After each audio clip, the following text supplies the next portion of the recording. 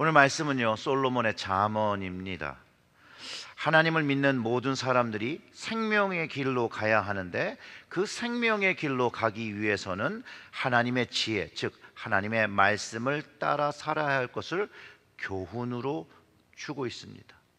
근데 좀 아이러니한 게 뭐냐면요, 솔로몬이요, 하나님의 지혜, 말씀을 받은 왕이고, 그 말씀을 가지고 무엇이 옳고 그름을 판단했던 아주 귀한 그런 왕이었는데, 그의 인생 후반부는 하나님의 말씀을 거역하고 불순종하고 우상숭배를 끌어들인 사람이 되었다라는 거예요. 근데 여러분, 이 노래를 아시는 분이 있을는지 모르겠지만 빌리 블루라는 분의 노래가 있습니다. Do what I say, don't do what I do 라는, 그러니까 내 말을 따라서 행동하고 내 행동은 쫓아서 하지 말라는 거예요. 그러니까 말하는 거랑 행동이 다르다는 얘기를 하는 거죠. 그래서 이런 속담도 있습니다. Model yourself after my instruction, not my action. 똑같은 말이에요. 뭐 우리 말로 저희 아버지 얘기를 들어서 하면, 저희 아버지가 담배를 많이 피시던 아버지셨는데 저한테 늘 그러셨어요. 넌 담배를 피지 마라. 담배를 끊어놔. 제가 말씀드렸죠. 12살부터 담배를 폈다고요. 근데 이 솔로몬의 잠언이요, 이렇게 들릴 수 있어요. 말하는 것과 행동이 일치하지 않는 말처럼 들릴 수 있지만, 여러분, 이게 가장 중요한 부분이 여기입니다. 그가 말했던 잠언이 그가 행동하지 못했다고 해서 그가 진리와 지혜의 말씀을 말한 것이 무효가 되는 것이 아니라는 거예요. 외려 그가 지혜가 총명하고 하나님의 영에 감동되었을 때 알았던 말씀인데, 나라가 부강해지고 잘 살게 되고 자신의 이름이 이 땅에 그 지역에서 아주 페이머스해지는 그런 것들이 외려 그가 교만해지고 그 용토를 넓히기 위해서 많은 부인들을 들이고 첩들을 거느리다가 결국 그 나라에 우상 숭배가 들어오며 하나님 앞에 죄악을 저지르게 되는 거거든요. 오늘 잠언의 본문은요, 지혜를 따르고 생명의 길을 가야 함이 하나님의 뜻임을 명확하게 가르쳐주고 있습니다. 오늘은요, 그 생명길로 가는 지혜에 대하여 말씀을 나누려고 합니다. 자, 지혜는요, 다른 게 아니에요. 하나님의 말씀입니다.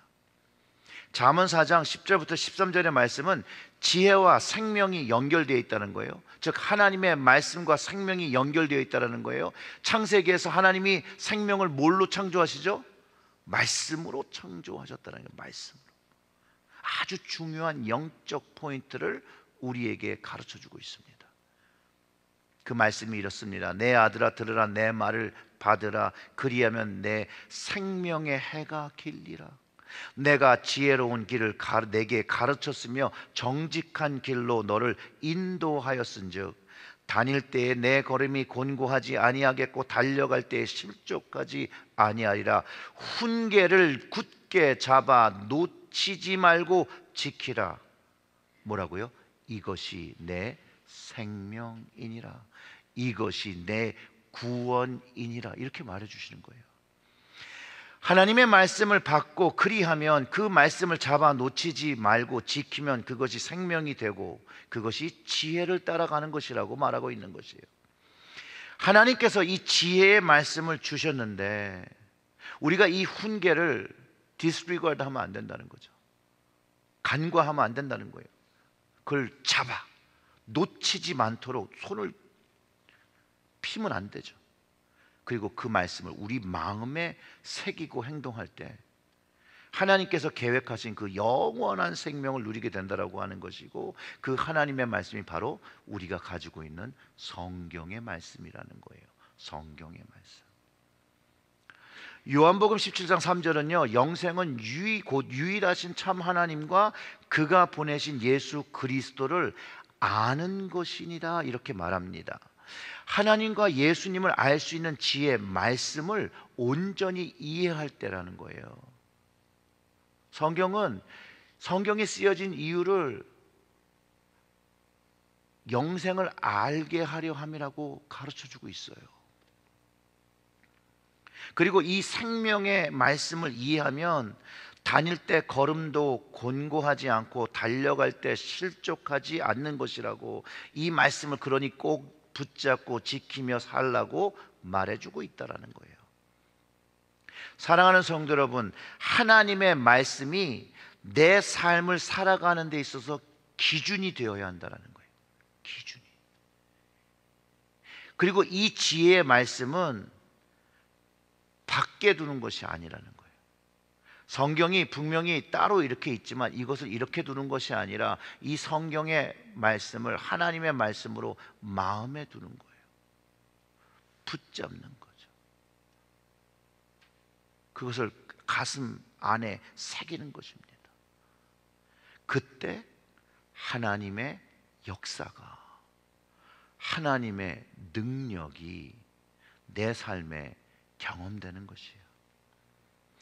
예수님을 만나기 전에요, 예수님은 이런 성경에서 말하는 그 말씀과 진리 되신 그 예수님이요, 옛날엔 그냥 이야기 속에 등장하신 수많은 위인들 중에 한 명이었어요, 저에겐. 그리고 성경이요, 세상의 그 많은 책들 중에 그냥 한 권이었어요, 한 권.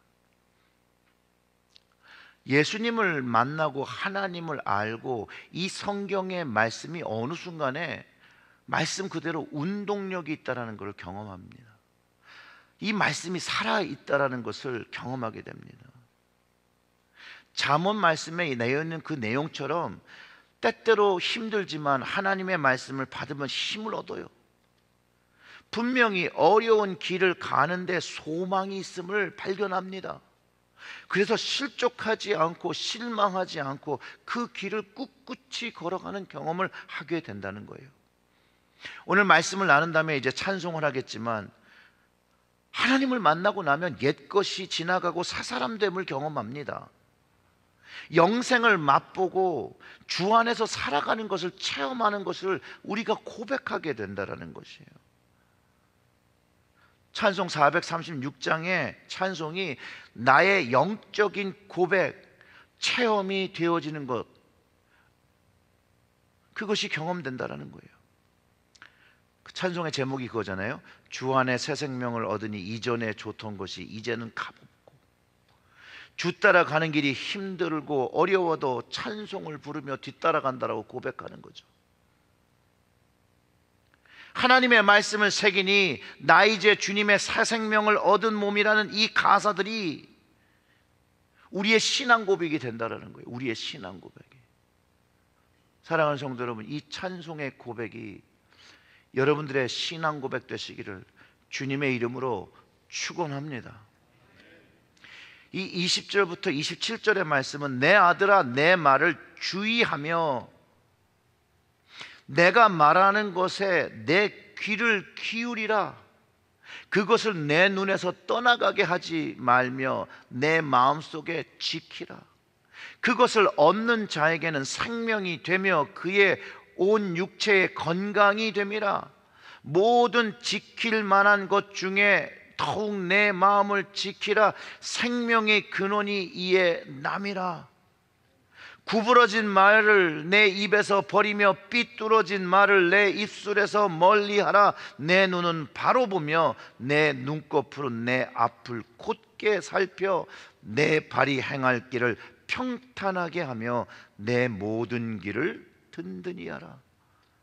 좌우로나 치우치지 말고 내 발을 악에서 떠나가게 하라. 아멘. 하나님의 말씀이 우리의 기준 될 때, 그것이 우리의 마음에 있을 때 이 일들이 우리에게 일어난다는 거예요.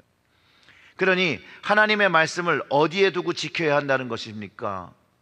우리 마음속에 지켜야 한다는 거예요. 하나님께서 주신 말씀이 있는데 그것을 눈에서 떠나가지 말게 하라는 거, 우리에게 주신 이 성경의 말씀을 우리의 눈에 계속 읽어야 한다는 것이죠. 마음속에, 그래서 눈으로 읽고 입으로 읽어서 새겨서 마음속에 지키게 하라는 거예요. 이제 그것을 마음에 얻으면 생명이 된다라고 다시 한번 강조해주고 있는 거죠. 그뿐 아니라 그 말씀이 있으면 육체의 건강도 주어진다라는 거예요. 말씀에 축복이 있음을 가르쳐주고 있는 것이죠. 그래서 인생 중에서 가장 지켜야 할 것 중에 가장 중요한 게 뭐냐? 하나님의 말씀을 마음에 지키는 것이라는 거예요. 실제로는 그 마음에 둔 말씀을 지키는 것이 생명의 근원이 된다라고 얘기하는 거예요. 우리 하나님의 말씀을요, 우리 마음에 가지면요, 우리 하는 말이 바뀝니다. 말이 삐뚤어진 말, 거짓된 말들을 멀리하게 되죠. 그리고 눈이 선한 것들을 찾게 됩니다. 하나님 말씀에 좌로 우로 치우치지 말라고 한 그 말씀을 따라서, 그 지혜를 따라서 하나님이 부르시는 생명의 길을 걸어가기 시작한다라는 거예요. 말씀을 따라 사는 것, 많은 노력을 해야 되는 것이고요, 많은 헌신을 해야 되는 거예요. 거저되는 것은 없습니다. 해야 하는 거예요. 지금 여러 번 말씀드렸지만 예수님을 만나고 나니까요, 성령께서 감동을 주실 때 그 말씀을 보면 정말 뭐 이렇게 인생에 해야 하지 말아야 될 게 얼마나 많든지요.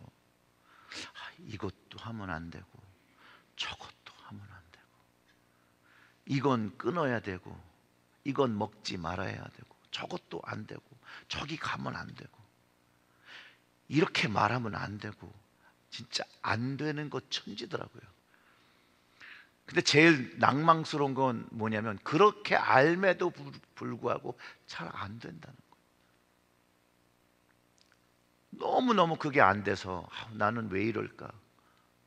그러다가 저의 그 첫 경험은 어떤 경험이냐면요, 제 마음속에 하나님의 말씀이 하나 그냥 박혔습니다.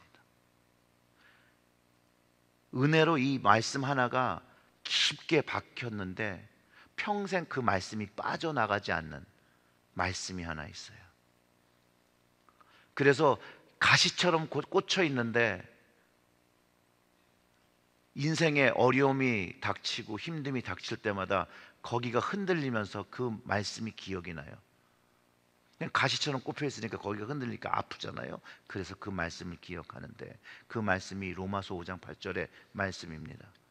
우리가 아직 죄인 되었을 때 그리스도께서 우리를 위하여 죽으심으로 하나님께서 우리에게 대한 자기의 사랑을 확증하셨느니라. 예수님의 그 십자가의 사랑으로 하나님이 나를 사랑하시는 것을 확증해 주셨다는 그 말씀이요, 정말로 심장을 찌르고 들어왔어요. 야, 나 같은 놈을 사랑하셨구나, 나 같은 놈조차를 사랑하셨구나 하는 말씀이 제 마음에 박히고 뿌리를 내리고 마음속에 있으면서, 야, 그리스도인으로 하는 거, 안 되는 거, 끊으려고 했던 것들이 하나씩 하나씩 저에게서 떠나기 시작했어요. 마치 어둠 속에서 촛불을 켜면 어둠이 빛에서 조금 사라지는 것처럼 하나님의 말씀이 촛불처럼 제 마음속에 하나 둘 셋 늘어가면서 내 삶 속에 어두웠던 자리 잡았던 것들이 하나 둘 사라졌습니다. 늘 말씀드리지만요, 제가 잘나서도 아니고 능력이 있어서 제가 이 자리에 있는 것이 아닙니다. 하나님의 사랑을 얻은 것만으로도 은혜인데 저 같은 사람이 이 자리에 설 수 있게 하셨다는 거 하나님의 은혜이자 자비입니다. 그래서 저도 잘하고 싶어요. 근데 늘 부족해요. 제 힘으로 감당하기가 어려워서 하나님의 말씀을 더 의지하고 더 기도하려고 합니다. 저의 부족한 모습이 없어지길 늘 기도하고요, 지금도 다듬어지기를 기도하고 다듬어지고 있는 중이라고 생각하고 앞으로도 다듬어졌으면 더 좋겠다라는 마음으로 기도합니다. 늘 부족하게 느껴요. 제가 제 기도 제목이라고 예전에 새벽 기도에도 이렇게 나눠드렸고 뭐 주일에도 나눴던 말씀 중에 제가 늘 기도하는 기도 제목 중에 이 기도 제목이 있습니다. 온유한 목사가 되고 싶어 해요. 제가 잘 알아요. 제가 그렇게 온유한 사람이 아닙니다. 제가 오늘 장로님한테요 이렇게 물어봤어요. 장로님, 제가 온유하지는 않지요? 라고 질문했거든요. 1초도 생각하지 않으시고 네 그러시더라고요. 맞습니다. 제가 사실 진짜 온유함이 필요합니다. 그래서 부족하기 때문에 무릎 꿇고 기도해요. 저도요 인생을 살면서 좀 나긋나긋하고 싶어요. 부드럽고 남들이 다 그냥 예스 할 때 그래 나도 그냥 예스 하고 묻어가고 싶어요. 그리고 노력하지 않는 게 아니에요. 노력을 하는데 이 모양이에요. 그래도 불구하고 제가 온유한 모습을 가져야 된다고 기도하는 것은요, 주님이 원하신다는 것을 알기 때문입니다. 사랑하는 성도 여러분, 현재 시점에서 우리는 어느 길로 가고 있습니까? 오늘 성경의 말씀을 확인하시면서 우리들이 가는 길이 정말 하나님의 말씀, 지혜의 말씀을 따라 생명의 길을 걷고 있는지 우리는 분명히 질문해 보아야 합니다. 예수 그리스도가 계신 자리로 우리가 걸어가고 있습니까? 우리 각자 이거 질문해 보아야 합니다.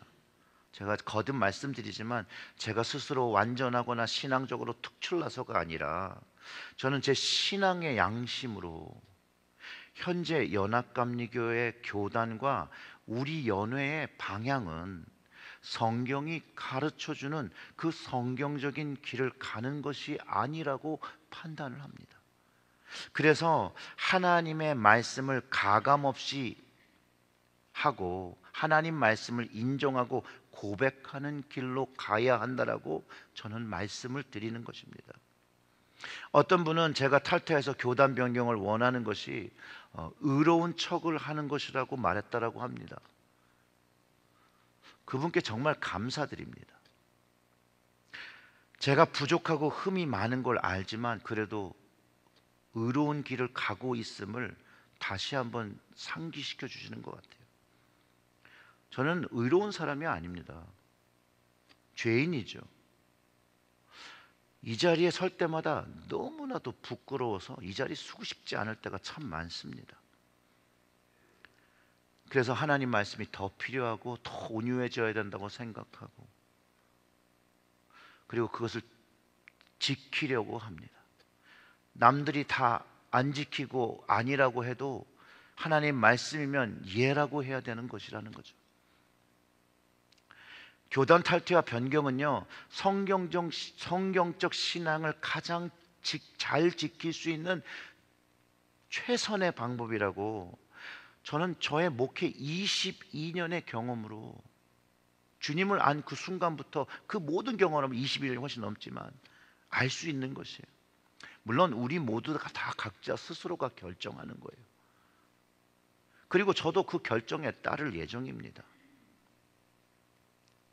제가 은퇴하지 않고 교회를 사유화하려고 한다고 하시는데 GMC의 교단은 도덕적 기준이 아주 높고 치리가 가능한 교단이 될 겁니다. 왜냐하면요 2019년에 전통 플랜이요 많은 연애들이 불복종한 이유가 이 동성결혼과 동성애자 안수 치리를 강화한 것에 불복종하고 장정과 다른 연애 정책들을 만드는 것, 우리 연애에서 그걸 G&J Way Forward라고 말하는 거예요. 근데 한번 생각해 보세요. 한 연회에서 이 교회에서는 동성결혼이 행해지고 동성에서 목사가 사역하고 하나님은 그것들을 다 인정하신다라고 가르치고 있을 때 다른 한편에서 전통적인 교회들이 동성결혼과 동성애자 안수는 잘못된 것이라고 하나님께 죄가 된다라고 가르치는 현실과 상황이 저는 잘 받아들여지지가 않습니다. 본질은 해석의 차이, 세상 문화와 다름, 다양성의 이슈가 아니에요. 본질은 성경적인 이유라는 거예요. 성경적인 이유.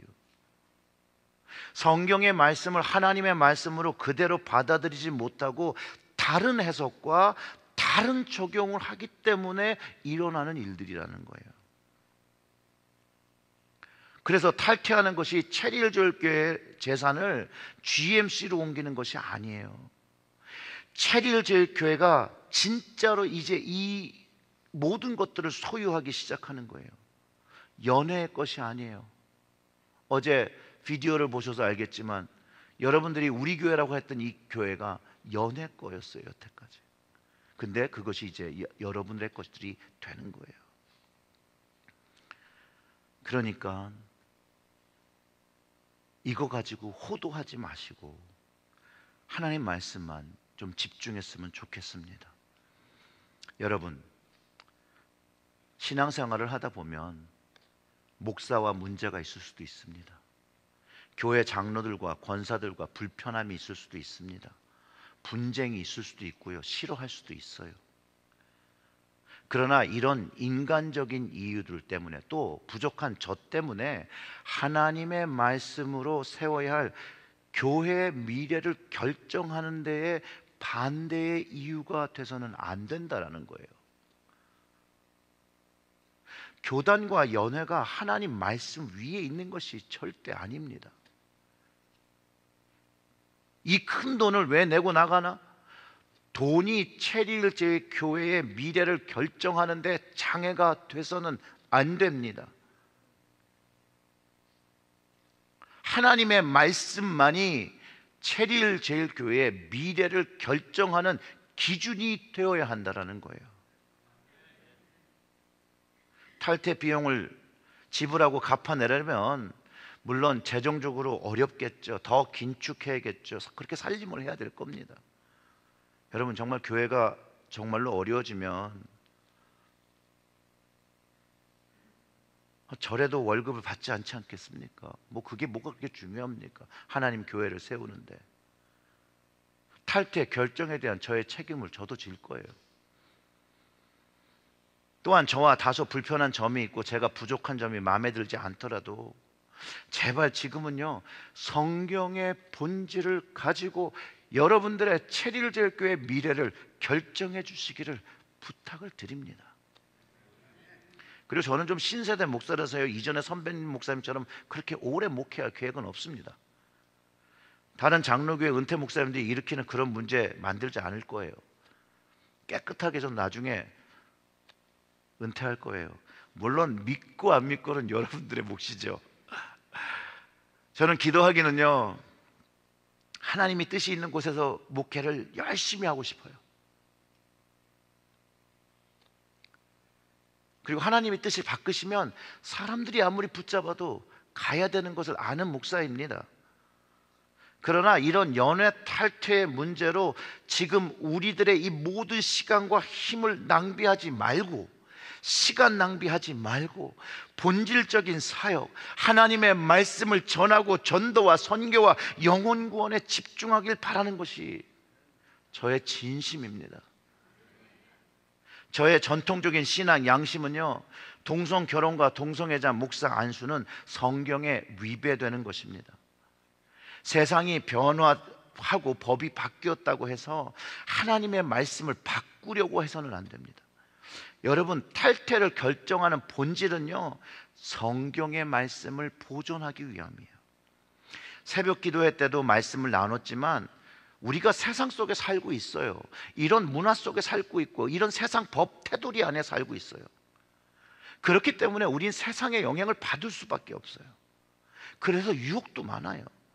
문화적인 차이로 갈등하기도 해요. 세상에 살기 때문에 이런 삶을 다 부정할 수는 없지만 그렇다고 해서 모든 것이 가능한 것이 아니에요. 다 할 수 있는 것이 아니고 다 해서도 안 되는 것이에요. 세상에서요, 남자든 여자든 유혹을 받을 수 있어요. 그러나 기혼자는, 배우자가 있는 사람은 자신이 아무리 건강한 육체를 가지고 있고 자유를 가졌더라도 배우자와의 결혼의 언약을 생각하며 그 유혹을 뿌리쳐야 한다는 거예요. 그리고 그런 것들이 내 인생에 들어오지 않도록 단호하게 떨쳐내야 한다는 거예요. 우리도 하나님과 주님과 말씀으로 언약을 맺은 사이라는 거예요. 고린도전서 10장 23절의 말씀은요, 모든 것이 가하나 모든 것이 유익한 것이 아니요 모든 것이 가하나 모든 것이 덕을 세우는 것이 아니라고 가르쳐 줍니다. 세상에서 합법이 되었다고 해서 모든 것이 가하는 게 아니에요. 여러분, 물론 의료상의 이유로 그런 것들이 필요하지만 많은 주에서 마리화나가 합법이 되었습니다. 그렇다고 해서 합법이에요. 그렇다고 해서 목회자인 제가 마리화나를 필 수 있는 것이 아닌 것과 같습니다. 어떤 집사님이 지난 주일에 저한테 그러더라고요. 목사님이 마리화나를 한 대 피시면서 이거는 괜찮습니까? 그렇게 질문을 해보라고 하시는데 제가 필 수는 없잖아요. 그래서 예를 드리는 겁니다. 그뿐만 아니라 여러분, 공창제도가 합법인 나라에서 목회자뿐만 아니라 성도들이 합법이기 때문에 돈을 지불하고 성관계를 하는 것이 하나님 앞에 올바른 것입니까? 합법인데요.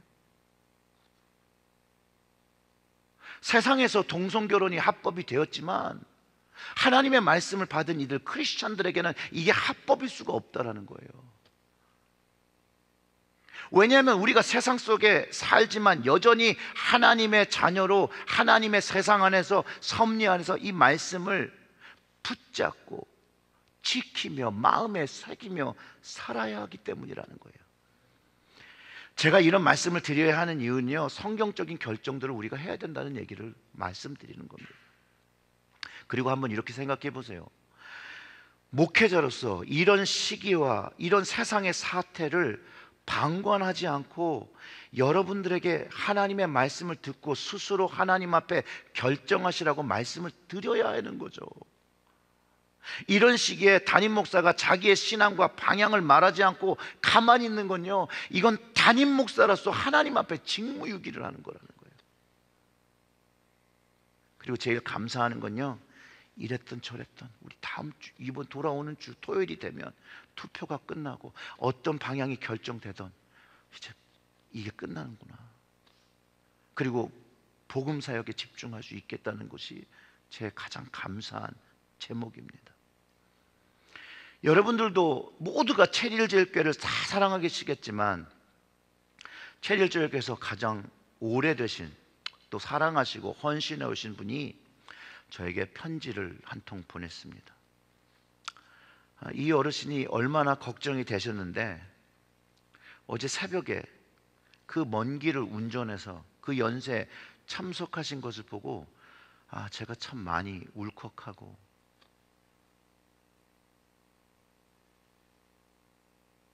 좀 마음이 힘들었습니다.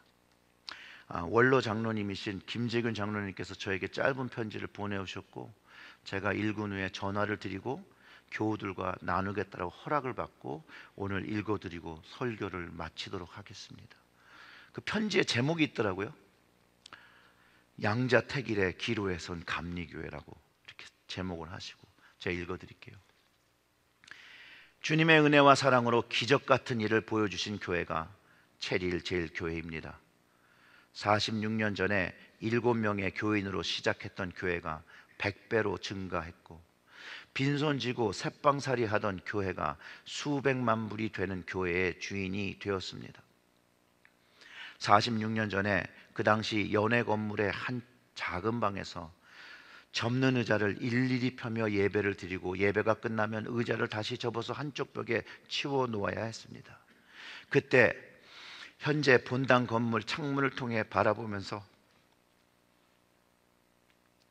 우리는 언제 저런 교회 장의자가 있는 건물에서 예배를 드릴 수 있을까 부러워하며 그 당시에는 실현 불가능한처럼 보이던 꿈에 지나지 않던 바람이었는데 마치 빈손지고 새빵살이하던 사람이 원래 집주인을 내보내고 집주인이 된 것 같은 하나님께서 함께하여 주시지 않으면 도저히 불가능한 일이었는데 이루어졌습니다. 이러한 하나님의 특별한 은혜와 인도하심으로 지금까지 성장하여 온 교회가 지금 갈림길에 봉착했습니다. 지금까지 지내온 것이 주님의 은혜인데 우리를 그토록 사랑하신 주님의 계명과 말씀을 따르느냐, 아니면 세상의 문화와 풍습에 동조해가는 교단에 머물러야 있어야 하느냐 하는 중대한 기로에 서 있습니다. 놀라운 하나님의 은혜를 받고 살아가는 우리가 그 은혜롭고 자비하신 하나님의 말씀을 배신하는 행위를 할 수 없습니다. 우리는 하나님이 거하시는 성전인 것과 제사장이라는 영적 정체성을 잊지 않고 살아가야 될 줄 믿습니다. 음란한 행실로 인하여 소돔과 고모라가 멸망하여 후세의 본이 되게 하셨는데, 동성애 문제가 하나님의 질서를 무시하는 죄악임을 우리는 깨달아야 할 줄 믿습니다. 예수님께서 음란, 섹슈얼 이모랄리티는 더러운 것이라고 하셨는데, 16세기의 종교개혁자인 마틴 루터는 그 당시 교황청의 갖가지 하나님의 뜻에 어긋난 행동에 인하여 오직 성경이라는 모토를 가지고 교황청을 떠나고 개혁하였습니다. 기독교는 시작할 때부터 이어져 오는 영적 정쟁의 역사입니다. 구약시대는 물론 예수님의 초림 이후 영적 투쟁이 계속되어 오고 있으며, 지금도 우리는 그러한 시점에 있습니다. 청교도의 믿음의 정신으로 세워진 기독교 국가인 미국이 하나님 뜻에 어긋난 음란한 행위가 이 사회의 문화와 풍속으로 점점 더 확대되어 가고 있습니다. 거기에 세상의 빛이 되어야 할 교회와 교단이 하나님의 뜻을 기억하지 못하고 세상 문화에 동성하고 동조하고 있습니다. 우리 체릴제일교회는 빈손으로 시작했던 우리를 기적처럼 성장시켜 주신 주님의 은혜를 잊지 않고 세상의 빛이 되는 남은 자가 되는 교회가 되도록 성령님께 인도하여 주시기를 간구합니다. 10월 4일 김재균 장로. 사랑하는 성도 여러분, 우리 각자의 생각과 신념이 또 삶의 방식이 좀 다를 수 있습니다. 그러나 성경은 한 가지를 가르쳐 주고 있습니다. 하나님의 말씀을 주의하여 하나님의 말씀을 귀를 기울이고 그 말씀을 눈에 두고 마음에 두어 지킬 때 생명을 얻으며 그 생명이 길어지는 구원의 길을 간다라고 합니다. 이 생명의 길로, 이 구원의 길로 우리 자녀들에게 영적 유산으로 주어야 하지 않겠습니까? 사랑하는 성도 여러분, 하나님의 말씀으로 생명의 길에서 말씀을 붙잡고 끝까지 낙심하지 마시고 걸어가시기를 주님의 이름으로 축원합니다. 기도하겠습니다.